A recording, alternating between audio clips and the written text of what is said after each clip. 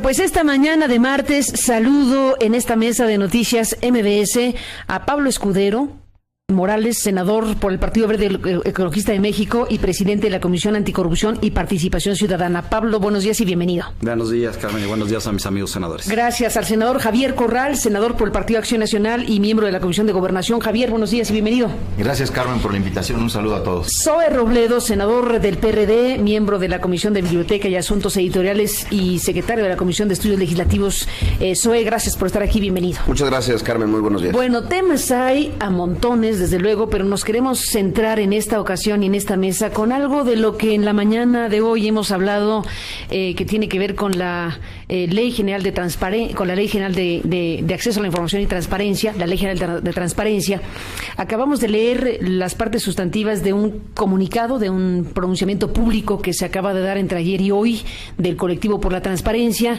Tuvimos hace unos días también aquí una mesa hablando con miembros de el IFAI con su pronunciamiento de los 10 puntos, las preocupaciones, estas 8 preocupaciones del día de hoy sobre la Ley General de Transparencia, y lo hemos aquí insistido y dicho con nuestra mesa de los lunes y con diferentes voces, la preocupación que existe, Pablo, Javier, Zoe, sobre este tema. Venimos de un proceso donde hubo una reforma constitucional, y en esta reforma constitucional de avanzada, hay que decirlo, en materia de transparencia, pues se quedan pendientes tareas para aterrizar en la Ley General de Transparencia. Y la preocupación mayor es que en vez de abrir, se cierre o que haya un instinto de regresión desde el poder político, fundamentalmente la presidencia, el PRI, el Verde, hacia allá se dirige la cosa y la crítica, Pablo, y entremos con eso, entremos directamente con lo que están diciendo voces autorizadas, gente que está diciendo, pues de muy alto nivel. Hoy vemos este comunicado firmado por todo el mundo relacionado con el tema, diciendo cuidado. El asunto nos inquieta porque quieren modificar lo que venía de un cierto proceso consensuado con organizaciones, con especialistas. ¿Qué dices para arrancar, Pablo Escudero, en dónde estamos parados? Yo te diría que por ningún motivo, Carmen, te diría que me parece que los trabajos van bien. Tenemos un avance de un 95%. Tenemos 8 o 9 temas justamente que coinciden con los del IFAI, y ahorita que he podido revisar brevemente este documento con algunos de ellos, y me parece que en esa parte es donde estamos entrampados. Del otro 95 hemos avanzado, traemos acuerdo casi todas las fuerzas políticas. ¿Y cuáles son estos temas? Y si quieres vamos a entrar a detalle cada uno de estos. El IFAI debe de sancionar. Ese es uno de los temas, ¿no? Los fideicomisos y sus estructuras, violaciones graves a derechos humanos, reserva de información económica, monetaria y financiera, prueba de daño, redacciones de seguridad nacional, condonaciones y exenciones de créditos fiscales y un capítulo de energía. Me parece que es ahí donde está la discusión, donde lo que ha meritado es un análisis constitucional mayor, hacer unos estudios más a profundidad de cómo debe de entenderse, de estudiarse, de revisarse estos temas, todo bajo un parámetro constitucional. Sin duda, cuando se presenta esta iniciativa que todos suscribimos de buena fe, que hay que decirlo, esta iniciativa es la columna vertebral de toda esta Ley General de Transparencia, bueno, pues se entendía que era una iniciativa que iba a pasar a comisiones y que habría ya un análisis detallado de alguno de estos temas. Pero yo te diría que en estos 7, 8 temas es donde tenemos la litis. Inclusive el día de ayer estuvimos ahí platicando con el senador Encinas, con la senadora Laura Rojas, platicamos también por la noche con la presidenta de la Comisión de Gobernación, Cristina Díaz, para establecer un acuerdo de mesas directivas de comisiones de anticorrupción que presido yo, de estudios legislativos de Alejandro Encinas y de Gobernación, para hacer un encorchetado, para poner estos temas a la opinión pública, informar qué es lo que estamos discutiendo y hacer unos foros el día lunes e invitar a las ONGs, algunos sujetos obligados y a todos los que tengan que decir algo al respecto para poder destrabar estos temas. Y sería importante, Carmen, que entráramos también pues a platicar un poco a detalle para saber bien qué es lo que se está discutiendo, porque por ningún lado hay ninguna regresión, ningún objetivo de disminuir esta gran reforma reforma. No podría ser de otra manera. La reforma constitucional está votada, Carmen. Bueno, debo decir para efectos prácticos que invitamos al consejero jurídico de la presidencia, a Humberto Castillejos. Pensé que había aceptado en un primer momento, pero al final en la noche nos dijo que no podría venir a esta mesa, pues para equilibrar el partido, porque efectivamente, Pablo, estamos frente a algo que va a generar polémica, debe generar polémica, y sobre la polémica hay que trabajar para echar luz sobre este asunto tan importante.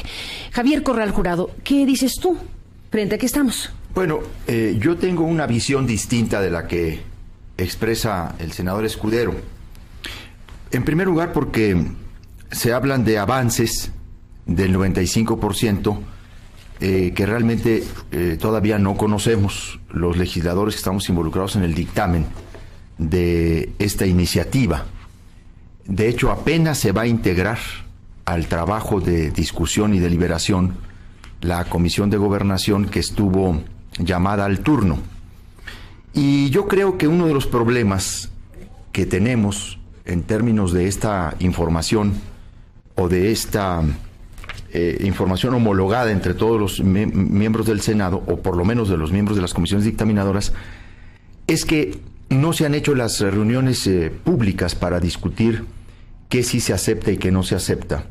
E incluso yo identifico muchos más temas en esta discusión que los que Pablo coloca como los que dice están pendientes o encorchetados. Hay que decir dónde empezó el problema, porque efectivamente este es un asunto que venía muy bien.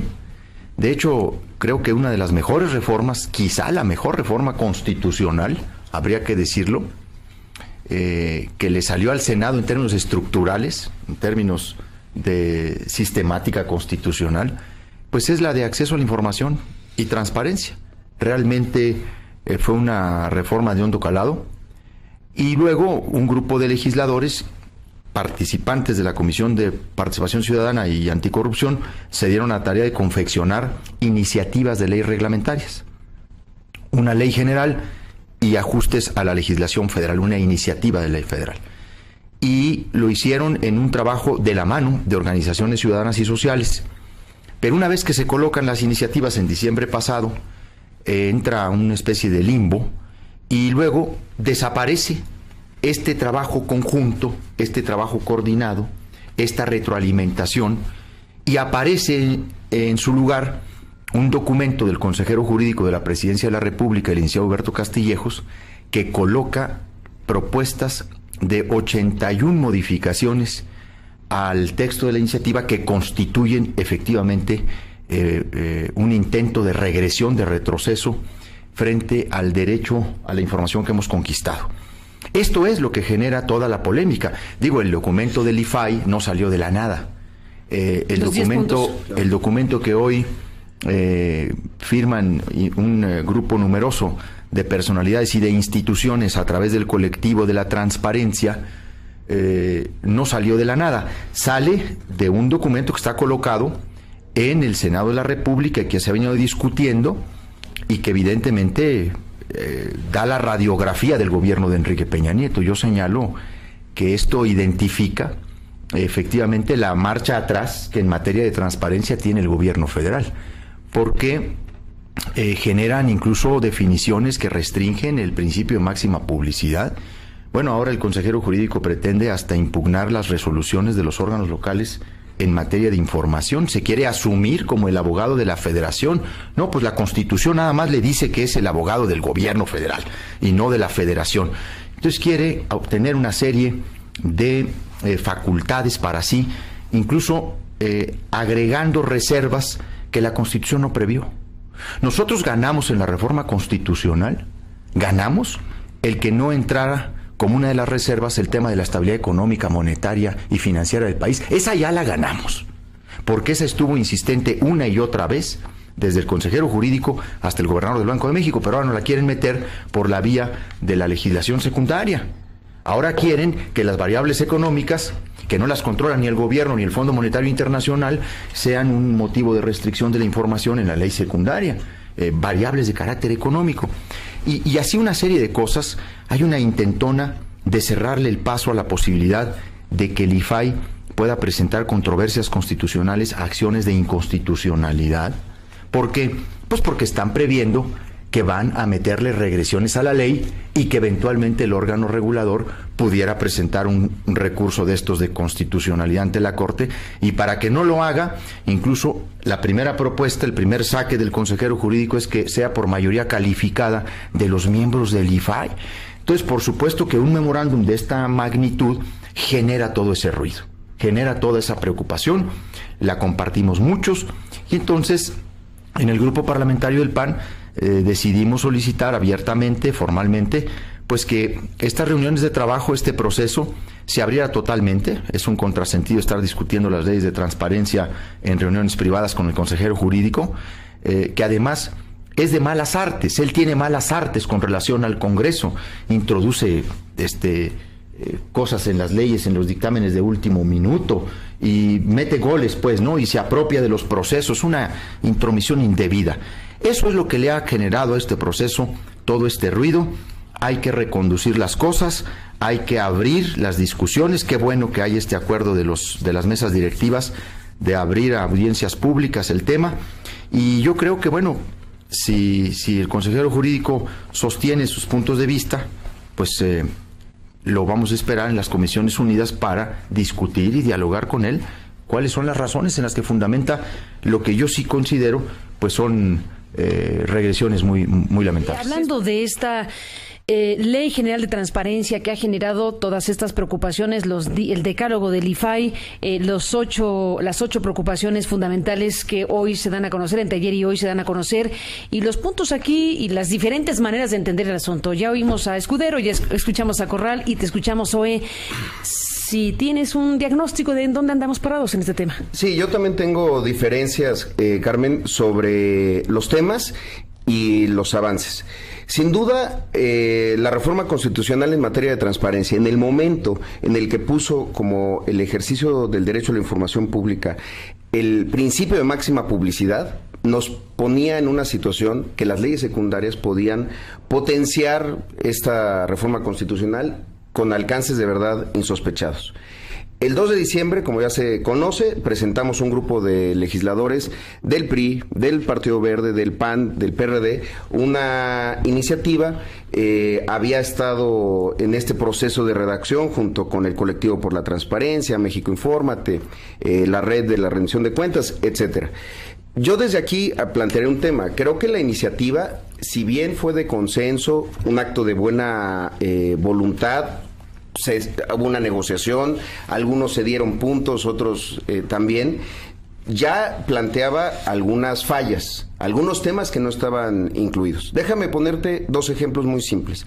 Uno, el derecho de notificación diferida para personas afectadas por medidas de vigilancia encubierta, algo que yo le llamo el pitazo tardío. Es decir, si el gobierno, por una investigación, las autoridades de justicia, de seguridad, te espiaron o intervinieron tus comunicaciones, etcétera, porque estaban persiguiendo un delito, bueno, si lo encontraron, pues que se condene a esa persona, pero si no lo encontraron, en las prácticas internacionales a esa persona se le avisa posteriormente que se le investigó y que se le estuvo espiando. Es un derecho que ya no estaba en esa iniciativa, es de las cosas que cedimos. Y otra, pues que para mí es muy importante, la obligación de la presentación de la declaración de intereses, que tampoco estaba en la iniciativa. Nos quedamos solamente con la patrimonial, hasta el momento. Vamos a ver hasta dónde vamos a llegar.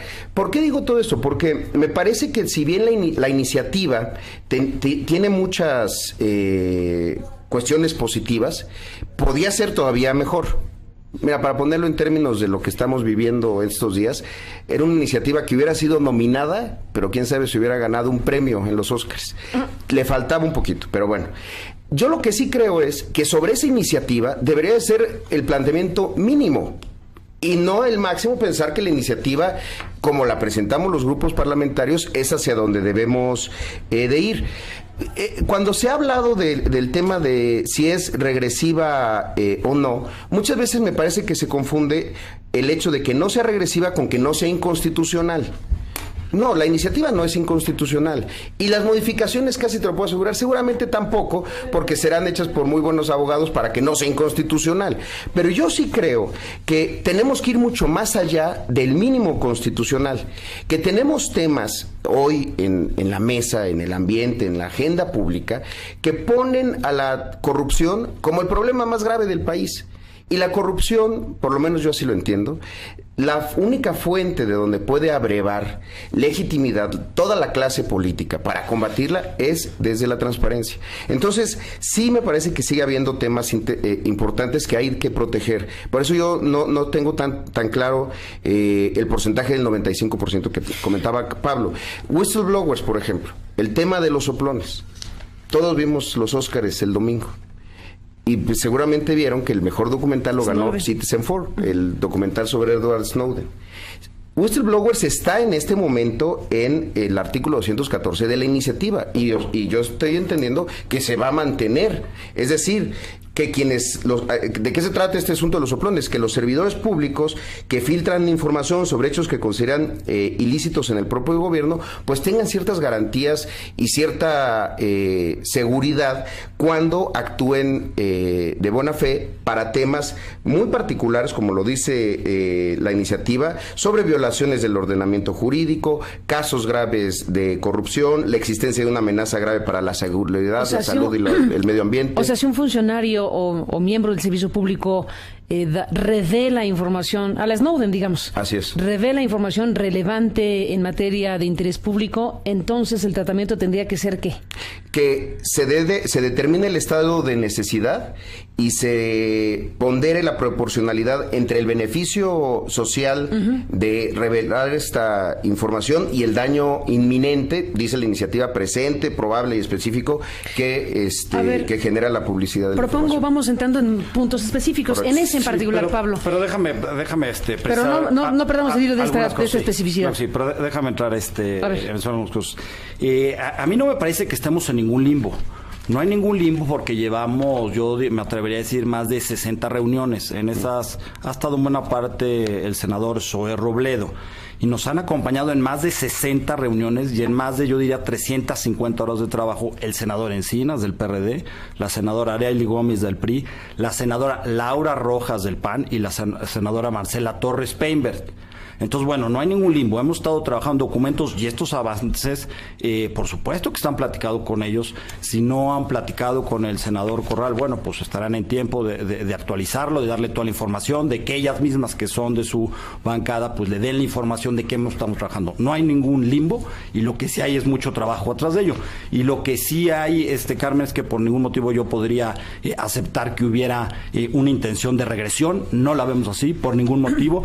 No podemos decir ni aceptamos que diga que el consejero jurídico tiene malas artes. El consejero jurídico es un buen abogado que siempre acude al Senado a invitación del propio Senado. Y los temas y los temas que ojalá podamos entrar al detalle, pues son los mismos temas que el IFAI ha puesto sobre la mesa: sanciones, violaciones graves a derechos humanos, algunos de ellos. Va a ser imposible abarcar todos los temas. Tomemos algunos de ellos para ver si hay o no intentos de regresión en esta materia. Me detengo en uno en particular: el asunto de acceder a averiguaciones abiertas con versiones públicas cuando se trata de asuntos relacionados con graves violaciones a derechos humanos. Ahí hay una serie de pronunciamientos de organizaciones diversas que plantean que lo que se ha ganado en la materia, es decir, un instituto como el IFAI que se ha pronunciado y resuelto en la materia consistentemente en casos muy graves, pueda revertirse a partir de una ley general de transparencia. En ese punto en particular, efectivamente estamos o no ante el riesgo de lo que en este momento está a la mesa como una herramienta fundamental de conocer más o lo más posible de temas como Tlatlaya o como San Fernando, o asuntos gravísimos de violaciones a derechos humanos, a partir de lo que en una ley de transparencia pudiera haber. Lo que el instituto ha hecho hasta el momento puede o no revertirse a partir de una ley de transparencia. Por ningún motivo, Carmen. El artículo es el mismo. Es la excepción que dice que en el caso de que existan violaciones graves a derechos humanos o de lesa humanidad, la información tiene que abrirse por completo. Esa no es la discusión. ¿Cuál es la discusión? ¿Que tiene que validar que sea por violación grave de derechos humanos alguien antes de que el IFAI lo determine? Efectivamente. Ese es el tema, ¿no? Es que el tema de fondo... El tema de fondo es, si el IFAI lo ha hecho hasta el momento, determinando abrir, lo que se coloca como una dificultad es que tiene que, antes de que abra, decir o la CNDH o la CID o no sé quién, que son graves violaciones de derechos humanos. Es un tema jurídico. A ver, nos tenemos que regresar un poquito, Carmen. Pues es un tema jurídico. Hicimos una reforma constitucional para quitarle a la Suprema Corte de Justicia la facultad de investigación de violaciones graves a derechos humanos. Tú lo recuerdas. Le quitamos esa facultad a la Corte y se la dimos a la CNDH en el 102. Es la CNDH la que nos puede decir si existe una violación grave a derechos humanos o no. Aquí lo que estamos hablando es un tema jurídico, que es lo que está sucediendo. Si el IFAI puede, en prima facie, a primera ojo, a primera vista, decir que existe una violación grave a derechos humanos sin que se haya hecho la investigación. Ese es el tema que estamos discutiendo. ¿Qué es lo que está pasando en el Poder Judicial? ¿Qué es lo que está pasando ahorita para entender bien la discusión en el Poder Judicial? Lo que está pasando tú conoces muy bien. Hay dos temas que nos sirven muy bien de referente. El tema de Cadereyta y el tema de San Fernando. Dos ONGs piden la información, se les es negada la información, van al IFAI, el IFAI abre la información y dice ahí hay violaciones graves a derechos humanos en primera fase, sin prejuzgar, pero creen que sí hay violaciones ahí, ¿no? Entonces, ábrase la información. No se abre la información, se amparan ante un juez, un juez me parece que es del primer juzgado del administrativo, ¿no? De lo contencioso, y el juez ampara. Y el juez dice, ábrase la información de esos dos temas, Tamaulipas y Cadereyta, ábrase la información. Se ejerce una facultad de atracción desde la Suprema Corte de Justicia para revisar el tema. Me parece que la ponencia la recibe el ministro Cosío, y el ministro Cosío hace un auto de erradicación en donde se acepta esta facultad de atracción por parte de la Suprema Corte de Justicia, plantea todo este problema que existe, plantea cómo se presentan las solicitudes de informaciones, cómo se abran, cómo un amparo resuelve al amparar a estas sociedades para que se abra, y lo que dice es, aceptamos, y establece el ministro Cosío un problemario, y dentro de ese problemario pregunta, ¿puede el IFAI en prima facie abrir una investigación? ¿Existiría una controversia entre dos instituciones al no estar facultada una para abrir y para investigar violaciones graves a derechos humanos? Y nos empieza a plantear el ministro Cosío una problemática justamente que es la que estamos debatiendo en el Senado. ¿Cómo hacer para que no haya un conflicto entre dos instituciones, ¿no? Porque ¿qué pudiera pasar, Carmen? Que el IFAI dijera primera fase, ábrase CNDH porque hay una violación grave a derechos humanos, y que la CNDH estuviera en una investigación de violaciones graves a derechos humanos y que al final decidiera que no hay violaciones graves a derechos humanos. Esa es la parte política en la que puede haber dos choques de dos instituciones. Y la parte jurídica, una controversia constitucional de la CNDH diciendo que el IFAI no tiene facultades. Esa problemática no la inventamos, es una problemática jurídica que existe, que se está dando en la Corte. ¿Qué es lo que estamos diciendo? Bueno, existe esta problemática, vamos a pensar si existe otra solución. Si pudiéramos plantear algunas redacciones en donde por lo menos al órgano especializado que constitucionalmente le dimos las facultades de investigar violaciones graves a derechos humanos, pudiera tener una opinión, aunque sea. Nosotros pensamos que no se debe fragmentar esta facultad que se le dio a la CNDH, y sí estamos pensando en cómo construimos, en cómo hacemos que a lo mejor hubiera una opinión de la CNDH. Esa discusión jurídica es una de las que tenemos, pero para atrás nada, Carmen. Cuando hay violación graves a derechos humanos y lesa humanidad, se abre la información. Lo que queremos hacer es prever todos estos escenarios jurídicos que son la realidad. Volvemos después de la pausa.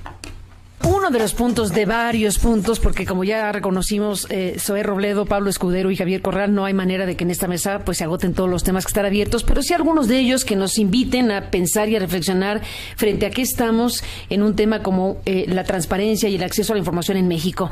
Ya Pablo Escudero hizo una disertación jurídica acerca de el por qué plantearse el tema de que se valide, digámoslo así, previamente a que una resolución del IFAI abra la puerta a conocer de averiguaciones en curso cuando se trata de graves violaciones a derechos humanos. Y bueno, ya hiciste una disertación sobre el asunto en materia jurídica. ¿Qué dices, Javier Corral, si nos atenemos, entre otras cosas, a que, por ejemplo, el IFAI coloca este tema como prácticamente el primero de su decálogo de los 10 puntos relevantes? A ver, más allá de las sentencias que en el Poder Judicial de la Federación se han emitido en diversos juicios de garantías, donde se han concedido amparo, reconociendo al IFAI como un órgano facultado para, en función de su competencia de acceso a la información, poder determinar la gravedad de los delitos e incluso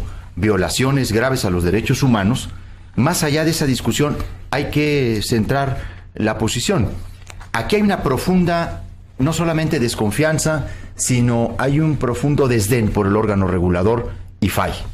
Porque en realidad de lo que se trata es de decir que este órgano no sirve para poder catalogar por sí mismo cuando están realmente afectados los derechos humanos y cuando se cometen delitos graves. En el fondo hay una negación de un órgano constitucional autónomo que la Constitución erigió, que el Senado integró por prácticamente mayoría calificada. No hubo unanimidad, pero sí una gran mayoría.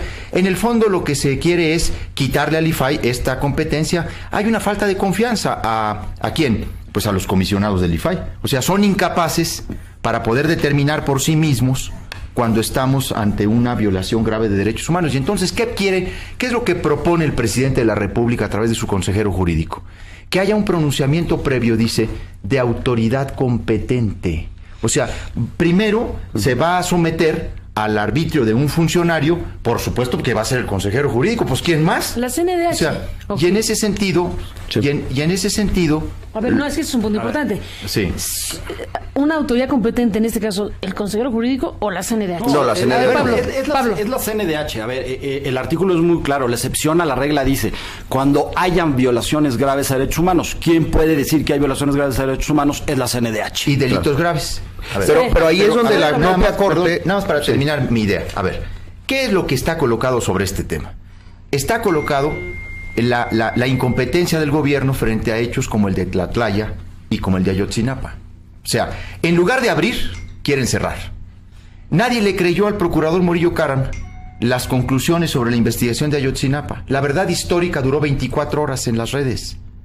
Y en lugar de abrir los procesos de investigación, en lugar de decir, miren, así se hicieron las indagatorias, esto es lo que sucedió, se quieren cerrar. Y me parece que está ahí el gran contrasentido de esta propuesta que está planteada. No se ha desechado.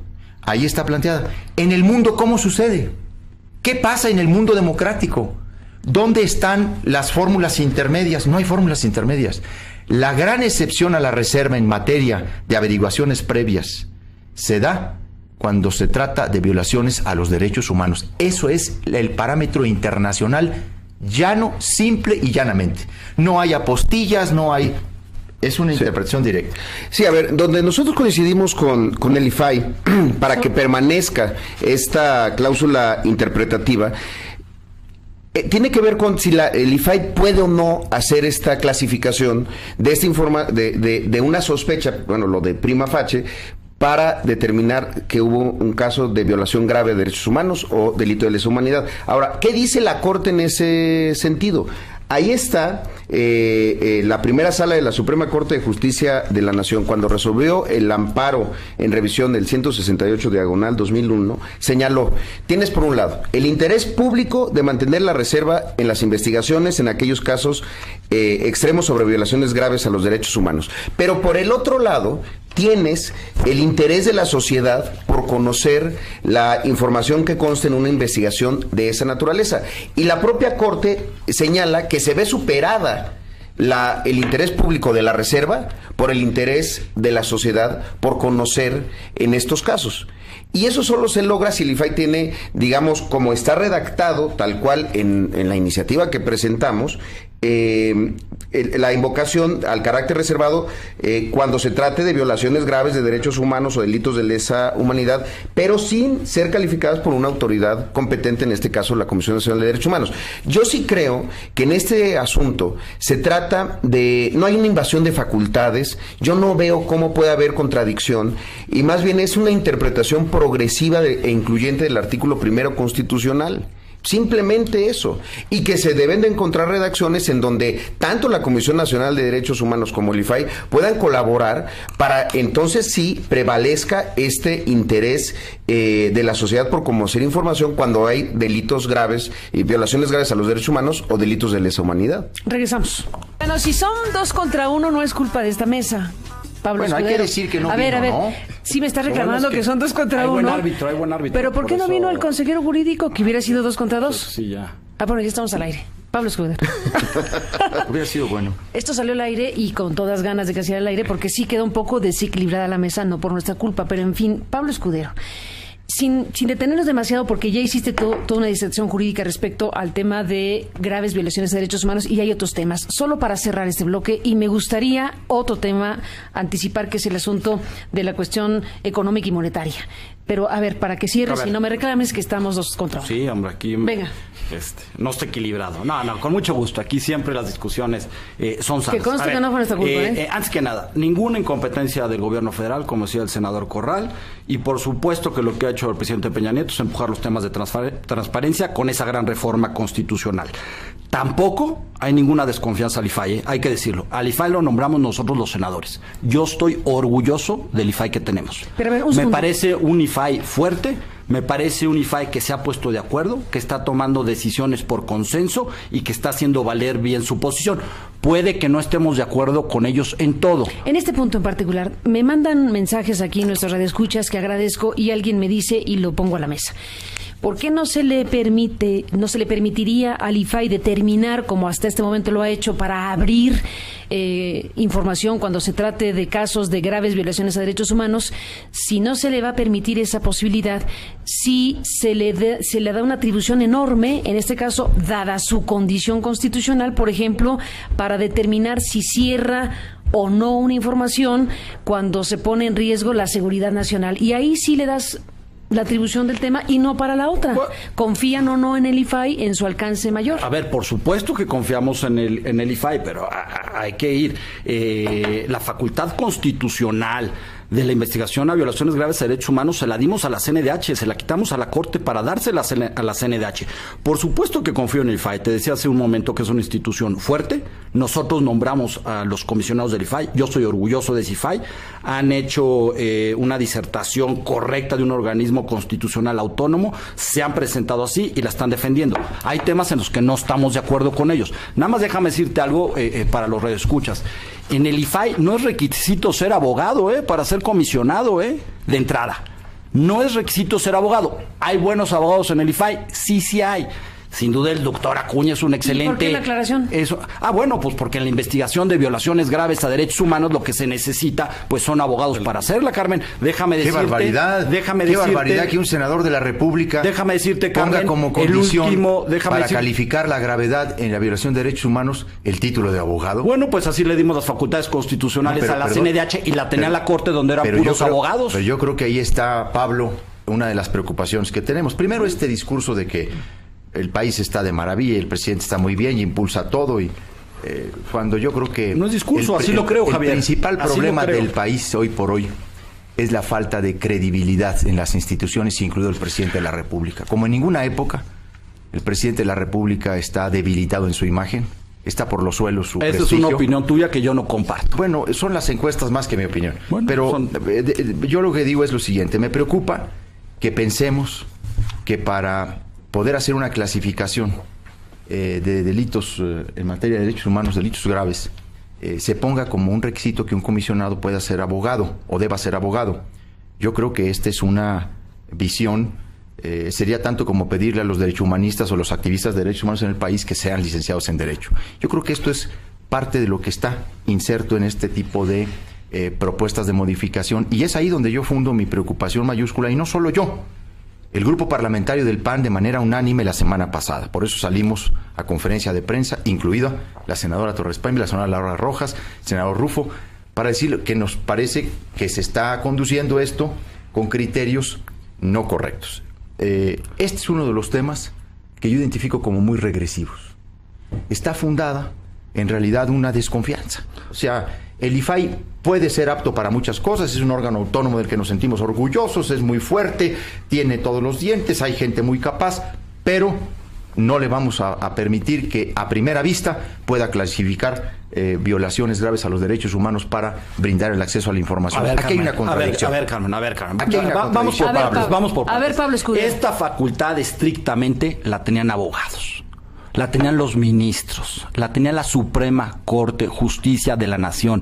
Hay que entender jurídicamente cuál es la relevancia de una investigación a violaciones graves a derechos humanos. No tiene por qué sorprenderse, mi amigo el senador Corral, de que diga que los abogados son lo que tienen que hacer. Históricamente así ha sido. La Corte tenía la facultad. El Congreso decidió quitarle esta facultad para dársela a la CNDH, donde son los expertos en el tema, donde hay un abogado. No clasificar, Pablo, conocer. Déjame violaciones decirte, a los derechos humanos. No clasificar. La facultad que se tenía era de conocer. Déjame decirte, Carmen, a los derechos humanos. Déjame decirte una que traigo a la memoria. Sí. Una de las investigaciones por violaciones graves a derechos humanos que hace la Corte en el tema de la guardería ABC, donde seleccionan los ministros a un equipo de 3 jueces y de investigadores juristas y les dan 6 meses para hacer una investigación profunda jurídica del tema, para determinar, no responsables, Carmen, para determinar simplemente si existían violaciones graves a derechos humanos. Esa es la magnitud, de eso es lo que estamos hablando. Ahora, ¿qué es lo que estamos haciendo en el Senado? Estamos abriendo foros, estamos pensando en voz alta. ¿Cómo hacemos para que estas dos instituciones se hablen? ¿Cómo hacemos para que el IFAI pudiera consultar a la CNDH si va a abrir una investigación a violaciones graves a derechos humanos y por lo menos tener un indicio de que va por ahí? Pero a ver, consulta, eso es diferente que condicionar.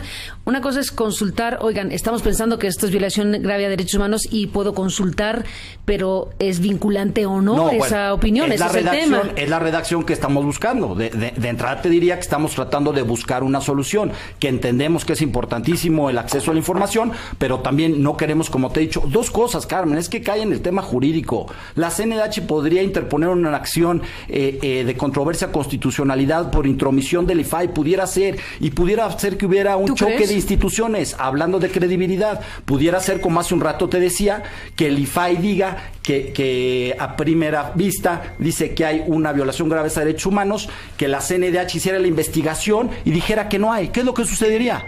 ¿Cuál de las 2 instituciones queda en entredicho? ¿Cuál de las 2 instituciones es la mala? ¿Cuál de las 2 instituciones es la que cometió el error jurídico? Entonces, bueno, lo que estamos tratando de hacer en el Senado es buscar soluciones. Pero a ver, yo sí creo que esos problemas que plantea el senador Escudero son menores y se pueden resolver si nos atenemos a este interés de la sociedad, que en estos casos debe de saber y tener toda la información, si es producto de una solicitud de información al IFAI o por producto de las facultades que tiene la Comisión Nacional de Derechos Humanos. El tema de violaciones graves de derechos humanos ofende a toda la sociedad, no solamente a las víctimas. Estamos hablando de un tema que está dañando a todas las instituciones, ya no solo al IFAI y a la Comisión Nacional de Derechos Humanos. Entonces, sí creo que en este punto, sí debemos pensar en cómo aperturamos, cómo logramos que las instituciones públicas de nuestro país se logren poner de acuerdo y haya un ánimo de colaboración, y no planteemos que porque puede haber un conflicto entre instituciones y puede haber eventuales controversias, pues nos echemos para atrás en la posibilidad de tener un marco jurídico moderno y acorde a la reforma constitucional. Lo que no está en duda es que para adelante, en lugar de para atrás. Lo que no está en duda es que en toda violación grave a derechos humanos se va a abrir la información. Eso no se está discutiendo. Eso no está en duda.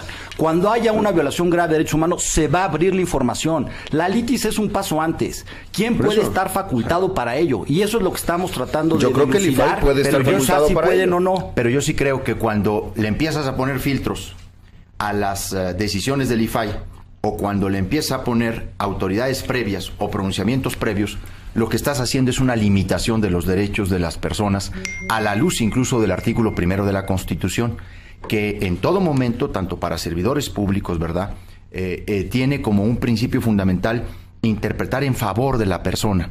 Y yo creo que aquí es donde hay una restricción. Aquí creo que hay una mirada hacia atrás, lo digo sinceramente. Yo creo que este es uno de los temas que va a seguir generando una polémica porque el mundo se ha echado para adelante. Porque al final de cuentas una investigación como Tlatlaya, que por cierto no llegó propiamente por una voluntad política del régimen actual, llegó desde el exterior por un informe de un reportaje planteado sobre alguien que se quedó con la duda que había pasado ahí. Y a partir de la duda, mira todo lo que resultó. Bueno, casos como ese, me parece que en lugar de mantenerlos en la opacidad, en la oscuridad, cuando se transparentan, cuando se genera la información necesaria, pues lo que producen es una enorme confianza en la gente. Pero cerrar, el problema es este. Estamos en un momento de tanta complicidad, de tanta complejidad en el país, que en lugar de abrir, están cerrando. Porque han visto que la transparencia pues genera esos niveles de participación, de escrutinio, de contrapeso de la sociedad. Y están resolviendo mal. Yo sinceramente creo que este es uno de los temas, Carmen, que tendrá que... Pues nosotros no creemos, déjenme hacer una última pausa y regresamos con ese. ¿Están o no cerrando? Ese es el tema, volvemos. Pablo Escudero, Javier Corral, Zoe Robledo. Por lo pronto un corte y volvemos. Bueno, tal como estaba previsto, Pablo Escudero, Javier Corral, Zoe Robledo, no hay manera de abordar los puntos completos de esta discusión. Se han abordado apenas uno, en realidad, uno y un piquito de otro, pero en general estamos frente a este debate que queda aquí con la reflexión última de Javier Corral y que ibas a contestar, Pablo Escudero. Dice Corral, están cerrando, están con una decisión de cerrar espacios y tú ibas a contestar. Por supuesto que no coincidimos el senador Corral y yo, no estamos cerrando nada, estamos haciendo un análisis jurídico del tema y tan es así que es el mismo tema que se está discutiendo en la Suprema Corte de Justicia, ya lo habíamos platicado, el ministro Cosío ha establecido casi en estos mismos términos un problemario y bueno, nosotros estamos haciendo la discusión dentro del Senado como nos corresponde y estamos tratando de buscar una redacción de cómo avanzamos en el tema, de cómo se le puede pedir una opinión, cómo hacemos que se coordinen los dos órganos garantes y de cómo solucionamos problemas, tratando de construir las redacciones. Y ojalá que también podamos entrar, Carmen, al tema de la prueba de daño, que es un tema interesantísimo. A ver, venga, ¿por qué no de una vez? Por cerrar. Pero de una vez. En el tema de la prueba de daño, es falso que se quiera desaparecer la prueba de daño. No hay ninguna intención de desaparecer la prueba de daño. Hay que decirlo de manera clara y contundente. ¿Qué es la prueba de daño? A ver, vamos a entendernos. A ver. Para el público en general, en la República Mexicana, ¿qué dirá de qué habla el señor Escudero? Claro que sí. Vamos, cuando existe un acto de autoridad, ¿no? La autoridad está obligada a su decisión fundamentarla y motivarla. Ese es un acto de autoridad.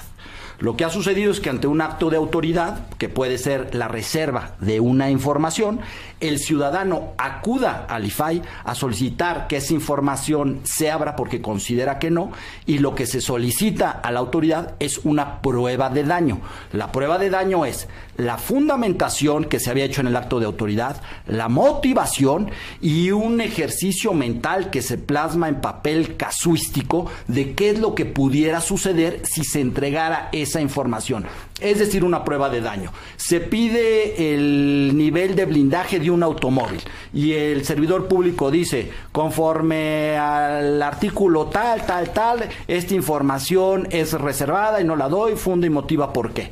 Se presenta el recurso, se le pide una prueba de daño y entonces lo que hace es un ejercicio del servidor público y dice, si yo revelo que el blindaje de la camioneta es de nivel 3, lo que estoy dando son información para que sepa el crimen organizado que si usan un armamento de calibre 50 o un armamento de nivel superior, pueda ser agredido el servidor público y se ponga en riesgo la vida. Es decir, se hace un ejemplo casuístico de lo que pudiera suceder. eso es la prueba de daño, fundado, motivado y un ejercicio casuístico con un ejercicio mental. Esa es la prueba de daño. Aquí el tema es en qué momento se hace la prueba de daño. Esa es la discusión. Esa es la discusión. Estuvo un poquito larga la explicación. Larga la explicación. A ver, el tema entonces es, ya describiste qué es la prueba de daño. Entonces el punto aquí es si la prueba de daño se tiene que dar al momento en que se niega la información al ciudadano que solicita información, dice no te la doy por estas razones, o hay que irse hasta el IFAI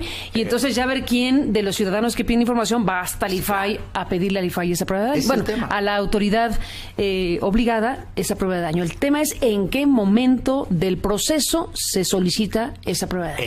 Esa justamente es ese es el tema. Esa es la discusión que tenemos, que el tema no está cerrado ahí. Y por supuesto que tratar de trasladarla al proceso de impugnación lo que hace no solamente es retrasar el derecho, inhibir en una segunda instancia, en realidad inhibe para que el ciudadano vaya a las instancias. La prueba de daño tiene que ser en el primer momento. Y la prueba de daño es muy sencilla, es la obligación que tienen los entes públicos, las autoridades, de demostrar que cuando niegan la información, la niegan porque es mayor el daño que puede ocasionar difundir la información que darla a conocer. Y lo tienen que fundamentar y motivar. Entonces, mandar esta motivación y fundamentación hasta que el ciudadano va y se queja y inicia un proceso de revisión ante el Instituto Federal de Acceso a la Información, pues lo único que está haciendo es efectivamente eliminar un logro que ya tenemos. ¿Por qué? Hay que decirlo con toda claridad, Pablo. En la mayoría de los estados del país la prueba de daño está en esta primera instancia. Hoy mismo se realiza por las autoridades de la mayoría del país en esta primera instancia. ¿Por qué un hecho que ya incluso en varias legislaciones locales está asentado como tal, ahora se le pretende diferir al proceso de impugnación? Sí, a ver, nosotros creemos en la bancada del PRD que tenemos que regresar a la redacción original de la iniciativa. Es decir, que en ningún caso se pueda clasificar documentos antes de que se genere la información o se ingrese la solicitud de información, y que la clasificación de información reservada se realice conforme al análisis caso por caso mediante la aplicación de la prueba de daño. Hay en la sugerencia o en lo que se ha estado comentando y que se plantea como regresión, este enunciado en el que se dice que en ningún caso se podrá clasificar documentos antes de que se genere la información. Bueno, pues me parece que eso puede ser muy grave en el momento en el que se está planteando. Toda la información es pública. Las autoridades deben de estar obligadas, justamente, como decía Javier, a motivar y a justificar las reservas de información como excepción a la máxima publicidad, no al revés. Y creo que ahí está la clave, donde sí podríamos tener algo que vaya en contra de la reforma constitucional. A ver, entramos en la parte final. A ver, Carmen, vamos a ver, cierren de la mejor manera posible. Pablo Escudero del Partido Verde. Este tema, y si luego me permites 2 minutitos. A ver, sin duda lo que nos preocupa es eso, es caso por caso. Pudieran generarse miles de documentos y miles de pruebas de daño. Por eso hay que poner alguna redacción adecuada, ¿no? Si tenemos 5,000 coches, no hagamos 5,000 pruebas de daño, ¿no? Ese es un tema. Hay que buscar una redacción. Ese tema lo estamos platicando, Carmen. Estamos viendo cómo lo solucionamos. ¿Qué es lo que sucede en el campo jurisdiccional? Que es un poco, se puede homologar a esto, ¿no? Un ciudadano presenta un amparo y el juez le pide a la autoridad que haga un informe justificado. Su acto de autoridad ya estaba fundamentado y ya estaba motivado. Ahora lo que hace es un ejercicio de constitucionalidad, donde hace una explicación más amplia. ¿Cuándo se hace eso? Cuando le piden informe justificado. Es como si dijéramos que cada autoridad, cuando ejecute un acto de autoridad, fundamente, motive y haga un informe justificado. Pudiera ser un homólogo a la parte jurisdiccional, pero insisto, lo estamos analizando, estamos viendo cómo sí, Carmen. Y voy dejando que se entramos en la parte final. Cerramos, Zoe Robledo, ¿con qué? Bueno, a ver, yo sí creo que tenemos que seguir discutiendo y ojalá en estos foros que se van a abrir por parte de las comisiones se vuelva a hablar de soplones, de whistleblowers, se vuelva a hablar de derecho de notificación a las personas que fueron espiadas, y yo seguiré insistiendo en que regresemos a la redacción respecto a la apertura en declaración patrimonial.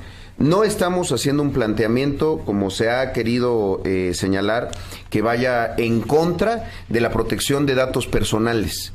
solamente se está planteando que se presente no la versión pública, la versión de interés público, que es justamente la que tiene montos, ubicación genérica y procedencia de bienes, ingresos netos que se percibieron sin importar el origen de estos, inversiones, montos y bienes inmuebles, monto genérico, etcétera, etcétera. Lo que está pidiendo, vaya, y que hay que escuchar a la ciudadanía respecto a la apertura en declaración patrimonial de servidores públicos y su obligación de hacerlo. En declaración de interés tendríamos que también avanzar en esta legislación. También, sin duda, habría que abrir la Ley Federal de Responsabilidades Administrativas de Servidores Públicos, pero si ya hay una acción ejecutiva por parte del presidente que obligará al Poder Ejecutivo y a sus integrantes a presentar sus declaraciones de interés, yo estoy dando por hecho que serán en versión pública, porque presentar la declaración de interés a la Contraloría y que ahí se queden es igual a cero. Entonces, yo sí creo que hay que insistir en declaración patrimonial en versión pública, en declaración de interés, soplones y el tema de notificación tardía. Creo que estemos en una extraordinaria oportunidad que desde el Senado empecemos a reconstruir la confianza con los ciudadanos a partir de tener una ley de transparencia que sea verdaderamente de vanguardia, referente internacional. Vuelvo al ejemplo de los Óscares, que aspire a ganar y que no aspire nada más a salir del paso, a que aspire a no ser inconstitucional. Si esa es nuestra aspiración, pues bueno, nos vamos a quedar muy, muy cortos. Y peor aún, quizá no se construye una mayoría legislativa contundente como debe de ser, porque si empezamos a encontrar vericuetos en donde en todos los temas en donde estamos en desacuerdo se logre una mayoría parcial, será un desastre de verdad. Creo que no merece la ciudadanía que tengamos un resultado como este, porque tuvimos una reforma constitucional el año pasado que sí nos puso adelante, que sí nos plantea un escenario diferente. Son muchísimos los temas, sin duda, o sea, es amplio los corchetes. Yo creo que no se pueden cuantificar, sobre todo cuando se habla de derechos, 90, 95%, creo que son muchos. Qué bueno que se van a hacer los foros, pero ojalá se incorporen todos los puntos, no solamente los del IFAI, los 10 del IFAI y otros que no incorporó el IFAI. Bueno, los 8 de las preocupaciones de hoy y más las demás que están sumándose. Javier Corral, jurado, para cerrar. Sí, Carmen, se ha dicho que este periodo legislativo del Congreso de la Unión se dedicará a sacar las leyes en materia de anticorrupción, tanto reformas constitucionales como legales. Este tema de la Ley de Transparencia y Acceso a la Información Pública no lo podemos desligar ni desvincular de la agenda anticorrupción, porque es uno de los instrumentos fundamentales en el combate a la corrupción, a la impunidad, y de ahí la trascendencia de la discusión que tenemos. Pero además, porque este es uno de los signos más importantes que distinguen a la transición mexicana. Este fue una de las cosas que logramos de manera distinguible dentro de una nueva época de transición en el país, y esta son derechos conquistados que no podemos perder. De ahí pues que hayan surgido tantas voces, no por algo surgieron. Hay hoy en los periódicos cantidad de artículos sobre el tema. La semana pasada también están circulando varios documentos de organismos, de instituciones, de grupos sociales señalando las preocupaciones. Es el momento crucial de esta discusión en el Senado de la República, y en la medida en que articulemos la acción política con la acción social, pues vamos a ser capaces de detener cualquier intento de regresión. Están colocadas varias propuestas de regresión en esta materia que nos regresarían muchos años atrás. No solamente nos vaciarían los contenidos constitucionales de la reciente reforma, debo decirlo con toda claridad. Se quiere dar un tratamiento especial al tema de fideicomisos y fondos públicos mediante sujetos obligados indirectos. Eso no lo dice la Constitución. El artículo 6 de la Constitución habla de los fideicomisos y de los fondos públicos como sujetos directos. Entonces, hay un conjunto de cuestiones que están ahí colocadas y que han generado toda esta preocupación. En el grupo parlamentario del PAN abrimos un sitio de internet, www.senado.gov.mx/transparencia, donde están todos los documentos que hemos hablado. Ahí están los memorándums que hemos elaborado varios senadores, tanto a la iniciativa, de lo que falta en la iniciativa, como las observaciones al memorándum que colocó el consejero jurídico de la presidencia. Y están las iniciativas. Yo creo que es muy importante apropiarse de esta discusión, pero lo más importante es orear la discusión ventilar las posiciones de quién es cada propuesta, a efecto de ir identificando realmente los avances y los problemas, ¿verdad? Pablo Escudero, para cerrar. Gracias, Carmen. Ninguna regresión. No es posible, o por lo menos no lo vemos nosotros así. Tuvimos una gran reforma constitucional que presentó el presidente Enrique Peña Nieto. Tuvimos la selección de comisionados para el IFAI, que hoy nos permite tener un órgano garante fuerte, contundente, y estamos sin duda trabajando sobre las leyes reglamentarias. Lo que sí hay, pues es una discusión de fondo. Lo que sí hay es una revisión jurídica. Lo que sí hay es buscar los referentes constitucionales. Lo que sí hay es evitar choque de instituciones. Lo que sí hay, Carmen, es buscar cómo hacemos que todos estos problemas que tenemos en el Senado los arreglamos desde el Senado y no dejemos que luego lleguen a los órganos jurisdiccionales para revisarse ahí. Por último, quisiera decirte que tenemos los foros donde hemos invitado a Jacqueline Pechard, algunos otros como Darío Ramírez Salazar, Luis Carlos Ugalde, Pedro Salazar, Eduardo Bojorges, Jaide Pérez. Es decir, estamos abriendo las discusiones en el Senado, los vamos a tener en foros la siguiente semana y yo creo que daremos un debate de altura, de frente a la nación, buscando lo mejor para este país. Por supuesto que vamos con esta gran reforma y por supuesto también que estamos haciendo estos análisis de constitucionalidad y gracias por el espacio. Ojalá me puedas invitar más seguido y saludo con respeto a mis amigos senadores. Bueno, pues ahí está, una discusión abierta, muy importante en nuestro país, sin la menor duda. Gracias a Pablo Escudero del Partido Verde, gracias a Javier Corral del PAN y a Zoé Robledo del PRD en esta mesa de debate y de discusión. Y bueno, faltaron un montón de asuntos, pero bueno, algo se pudo en esta mesa. Gracias a los una probadita.